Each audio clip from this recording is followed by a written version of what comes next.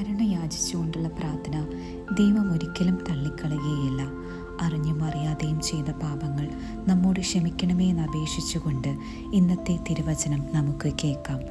ദൈവത്തിൻ്റെ വഴി തെളിക്കൽ, പ്രതീക്ഷിക്കാത്ത അനുഗ്രഹങ്ങൾ, ദൈവത്തിൻ്റെ സർവാധികാരം വിശ്വാസികൾക്ക് നൽകുന്ന ഉറപ്പ് തരുന്ന ശക്തമായ വചനമാണിത്.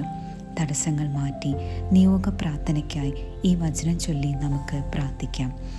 ഞാൻ നിനക്ക് മുൻപാകെ പോയി മലകൾ നിരപ്പാക്കുകയും പിച്ചളവാതിലുകൾ തകർക്കുകയും ഇരുമ്പോടാമ്പലുകൾ ഒടിക്കുകയും ചെയ്യും.